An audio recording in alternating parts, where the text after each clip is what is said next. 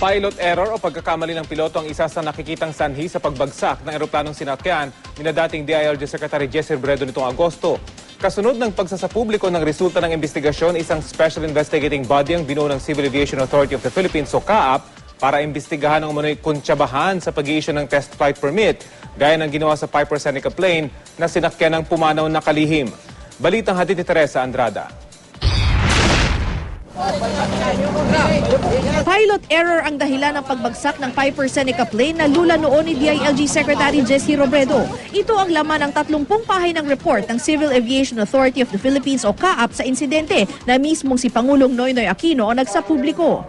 Kung tama lang ang ginawa ng ilang tao, kung sinunod lang ang mga patakaran ng industriya, kung nanatili lang na matapat sa kanilang obligasyon ang ilang sangkot, tiyak pong naiwasan dapat ang nangyaring trahedya.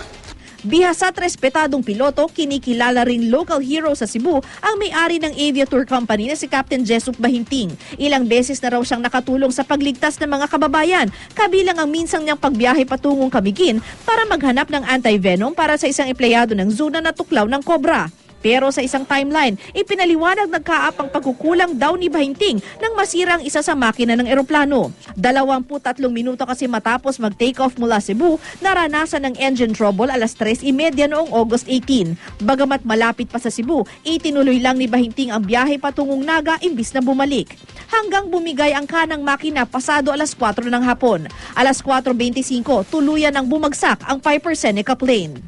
Bagaman marami ang nagsasabing ekspertong piloto si Kapitan Jesup M. Bahinting, wala siyang angkop na karanasan at kasanayan sa one-engine inoperative emergency.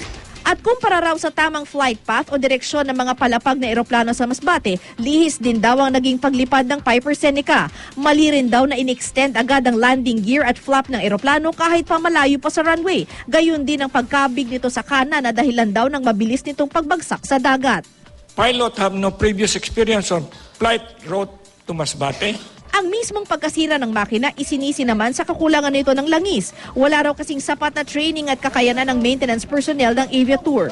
Lumabas ding dinaya raw ang test flight permit na ibinigay nitong Enero sa Piper Seneca plane na requirement para sa bagong airworthiness certificate nito matapos palitan ang right-hand engine propeller nito. Wala raw talagang ginawang test flight at nakiusap lang umano si Bahinting sa ilang kawani ng CAAP na pirmahan ng report. Malinaw po ang ginawa nilang panlilinlang at pandaraya. Ang naging kabayaran, buhay ng 3 tao. Sintomas po ito sa paglaganap ng katiwalaan sa isang sistemang matagal na umiiral na isinasaayos na ngayon ng pamahalaan.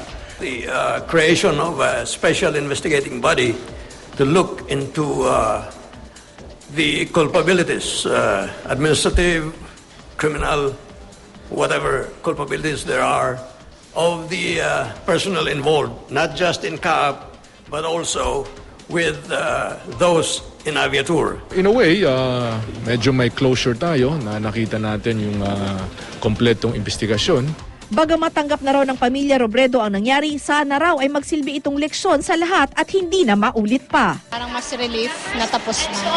Parang ito din kasi nagbibigay ng closure. Wala namang kaming samaan ng loob na itinatago. Parang yung sa amin naman, tinitingnan na lang namin yung aksidente na talagang yung asawa ko kinuha ng Diyos sa oras na nakatakda talaga sa kanya. Kaso daw ng administrative, maybe criminal yung... We don't know. Pero parang kami hands-off na rin kami dun.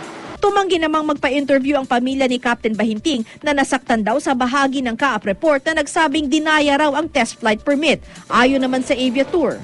If ever there was a piloting technique error on the part of Captain Jesup Bahinting, as human it is significantly possible. As to the issue of material failure that involved in the right engine, it is but obvious that anything that is made by man is liable to fail. Ayon sa CAAP, isang special investigating body ang binuo para imbestigahan ang umano'y kuntsabahan sa pag-i-issue ng test flight permit. Magsasagawa rin ng re-auditing ang CAAP sa mga pilot school, maintenance organization at air taxi operation. Teresa Andrada, GMA News.